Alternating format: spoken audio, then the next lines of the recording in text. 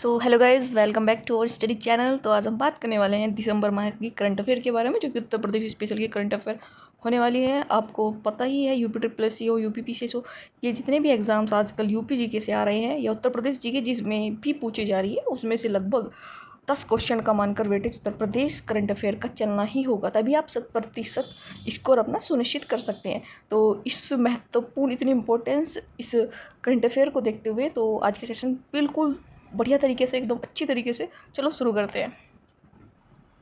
तो चलो शुरू ही करते हैं दिसंबर मंथ की यूपी करंट अफेयर स्पेशल। तो सबसे पहला पॉइंट हमें यहाँ पर पढ़ना है कि जो ग्रामीण डिजिटल साक्षरता है और पुस्तकालय, इसके संबंध में यूपी सरकार ने क्या क्या कदम उठाए हैं। तो सबसे पहले देखिए तो 11,350 ग्राम पंचायतों में डिजिटल पुस्तकालय स्थापित किए जाएंगे। बहुत ही बड़ा कदम है कि जितनी भी ग्राम पंचायत है वहाँ पर अब लाइब्रेरी खुलेंगी, वो भी डिजिटल। और कार्यान्वयन यह परियोजना यूपी के पंचायती राज विभाग द्वारा चलाई जा रही है। देखो ये पॉइंट काफ़ी ज़्यादा इंपॉर्टेंट हो जाता है, क्योंकि अगर कोई भी परियोजना चलाई जाती है तो उसके विभाग को याद रखना सबसे ज़्यादा इंपॉर्टेंट है। तो इस क्वेश्चन पर आप स्टार मार्क कर सकते हैं। नेक्स्ट क्वेश्चन चलते हैं अगला।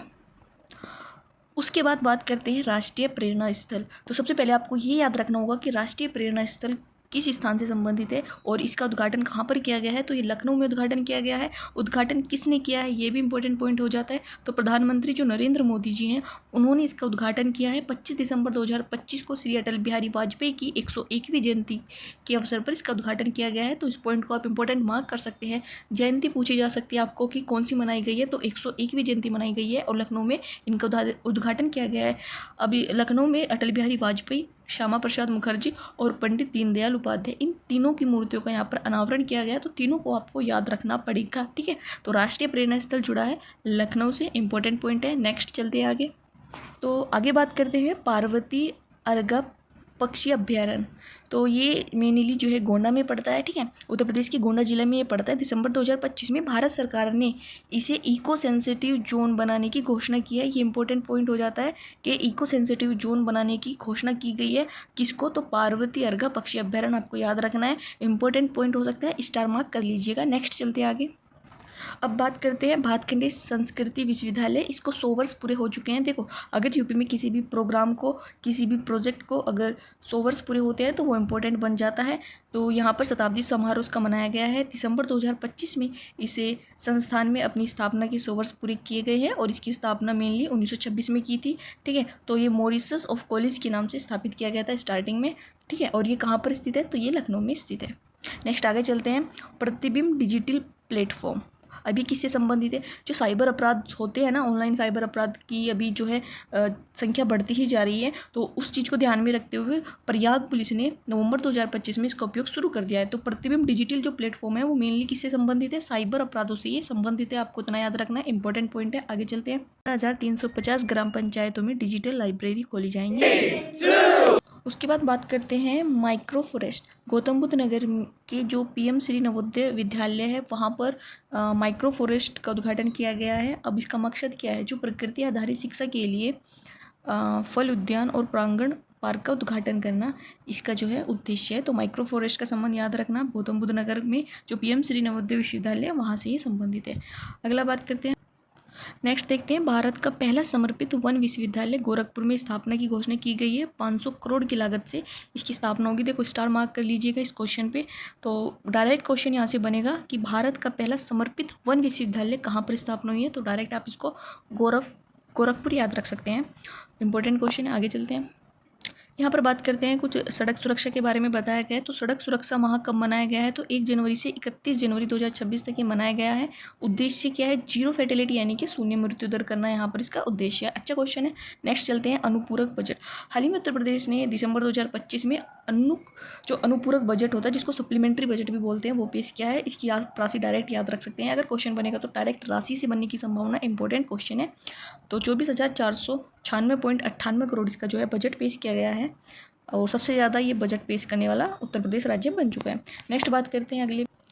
तो यहाँ पर किसी पुस्तक के बारे में चर्चा देखने को मिलती है कि चुनौतियाँ मुझे पसंद है। ये एक फेमस पुस्तक है। ये किस पर आधारित है? तो जो यूपी की गवर्नर है, राज्यपाल आनंदीबेन पटेल, उनके जीवन पर ये आधारित पुस्तक है, ठीक है। और ये इसका संस्करण पूछा जा सकता है क्योंकि ये गुजराती संस्करण में लिखी गई पुस्तक है, ठीक है। तो गुजराती संस्करण में लिखी गई पुस्तक है और अमित शाह द्वारा इनको लॉन्च किया गया है। इंपॉर्टेंट क्वेश्चन बन सकता है, स्टार मार्क कर लीजिएगा। चुनौतियाँ मुझे पसंद है।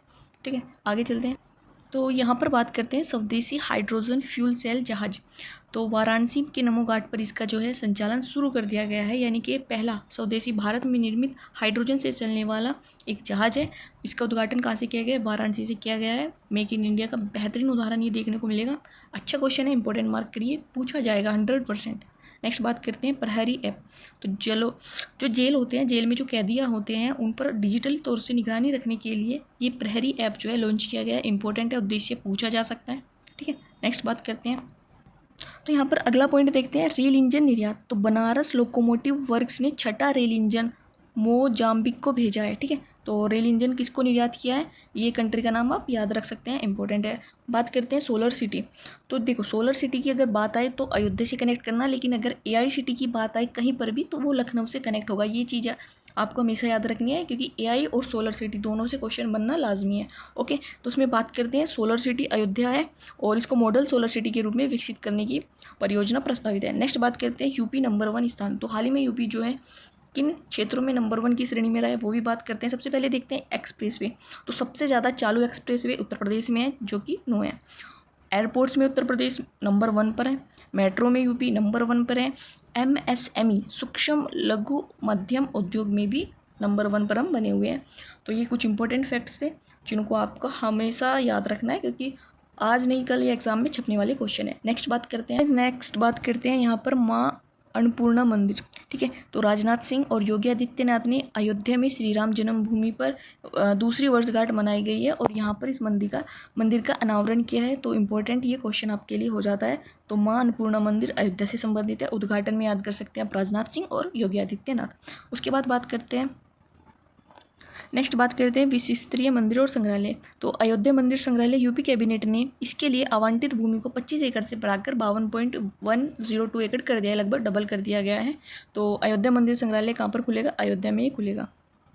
नेक्स्ट बात करते हैं, इसका विकास कौन कर रहा है? तो टाटा सन्स के जो CRS फंड से विकसित ये किया जाएगा। ठीक है, 750 करोड़ रुपये से अधिक इसमें लागत लगने वाली है। नेक्स्ट बात करते हैं, आगे देखते हैं यहाँ पर जो बनारस लोकोमोटिव्स हैं, तो इसमें क्या होगा, ये हम पढ़ चुके हैं कि ये जो मोजाम्बिक जो एक कंट्री है उसको अपना रेल इंजन जो है वो बेचने वाला है। ठीक है, ये हमने पढ़ लिया है। नेक्स्ट बात करते हैं, तो इसमें देखते हैं जो ये माघ मेला है, इसका आयोजन प्रयागराज में किया। जैसे कुंभ मेले का आयोजन प्रयागराज में किया जाता है, उसी तरह एक माघ मेला है जो कि प्रयागराज में आयोजन किया जाता है। इसकी डेट देखना, 3 जनवरी से 15 फरवरी 2025 तक इसका आयोजन हुआ है और दिसंबर 2025 में सरकार ने पहला आधिकारिक लोगो उसका जारी किया गया है, जिसमें 7 ऊर्जा चक्र, सूर्य, चंद्रमा और 14 कलाएँ और 27 नक्षत्र शामिल हैं।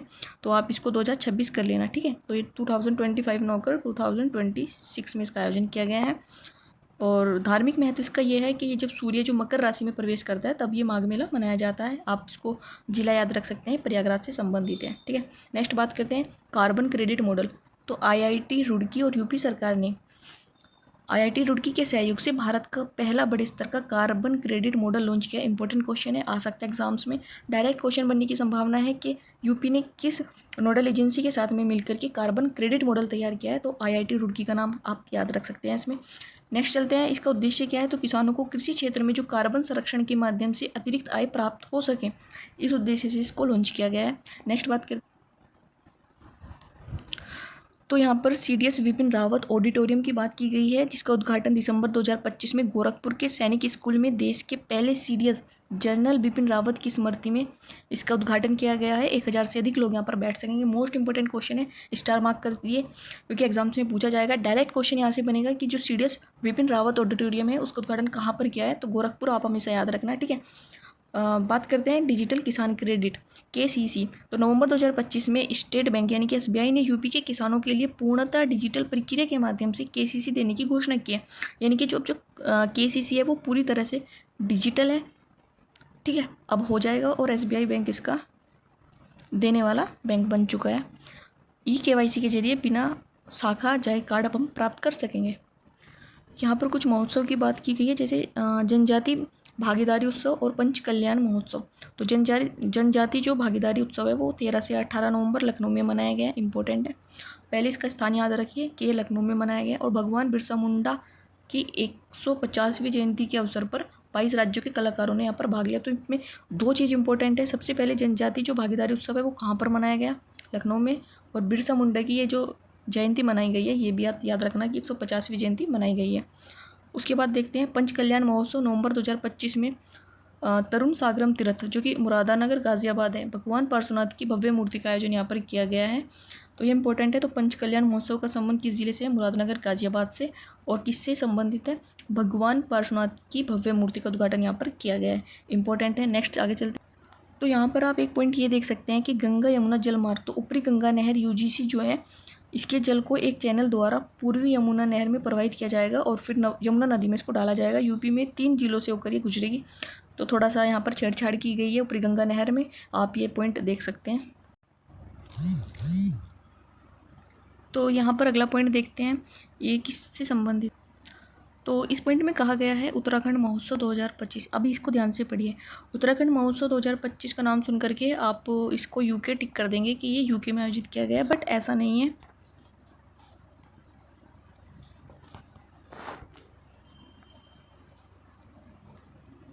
तो ऐसा बिल्कुल भी नहीं है। उत्तराखंड में आयोजित न होकर लखनऊ में इसका आयोजन किया गया है। 9 से 18 नवंबर को 2025 में इसका आयोजन किया गया है। तो खास बात यह है कि इसमें उत्तराखंड दर्पण स्मारिका और उत्तराखंड महोत्सव कैलेंडर का विमोचन किया गया है और ये अवधि और पर्वतीय संस्कृति का संगम को दिखाता है।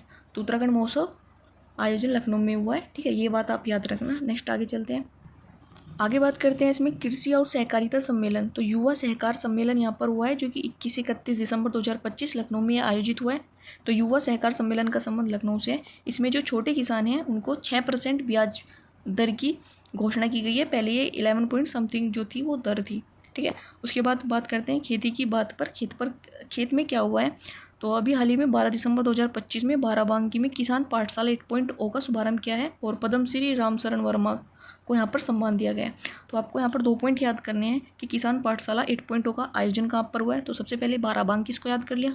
उसके बाद इसमें क्या हुआ है कि जो पद्मश्री हैं रामशरण वर्मा को यहाँ पर सम्मान दिया गया है, ठीक है। नेक्स्ट आगे चल, यहाँ पर कुछ पुलिस मंथन से दिया गया है। तो पुलिस मंथन 2025 की बात करें तो 27 से 28 दिसंबर 2025 में लखनऊ में आयोजित किया गया है पुलिस मंथन। अब इसमें क्या है, जो पुलिस अधिकारी हैं उनको यक्स ऐप उनके लिए लॉन्च किया है। तो आप डायरेक्टली याद रख सकते हैं कि जो यक्स ऐप है उसका संबंध किससे है, तो पुलिस से संबंधित है। और इसमें जो AI बेस्ड डिजिटल डाटा है उसके आधार पर डिजिटल बीट बुक लॉन्च करेंगी। अब ये डिजिटल बीट क्या है, जो पुलिस फोर्स होती है उनकी जो छोटी छोटी टुकड़ियाँ बटी रहती हैं उसको ही बीट के नाम से जाना जाता है। तो उसमें इंपॉर्टेंट आ जाता है आपका यक्स ऐप, आपको याद रखना है। पुलिस अधिकारियों से यक्स ऐप संबंधित है। उसके बाद आगे पॉइंट में दिया है PM गति शक्ति रेलवे प्रोजेक्ट्स। तो 104वीं बैठक यहाँ पर गति शक्ति रेलवे प्रोजेक्ट्स की हुई है जो कि दिसंबर 2025 में हुई है। तो रेलवे परियोजना की समीक्षा पर।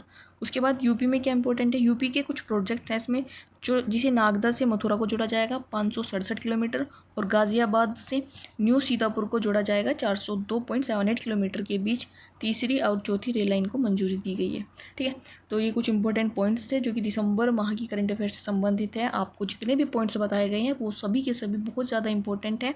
हर एक पॉइंट को आपको याद रखना है और वीडियो इतनी ज़्यादा लंबी नहीं है तो आप इसको बार बार रिवाइज़ कर सकते हैं और अपना 100% स्कोर सुनिश्चित कर सकते हैं। तो कैसी लगी आपको ये वीडियो कमेंट में ज़रूर बताना। चैनल को सब्सक्राइब करके रखना क्योंकि हम डेली के डेली अब मंथ वाइज सभी करंट अफेयर पढ़ाने वाले हैं जो आपको बहुत ज़्यादा बेनिफिट देगी, ठीक है। तो मिलते हैं नेक्स्ट वीडियो में।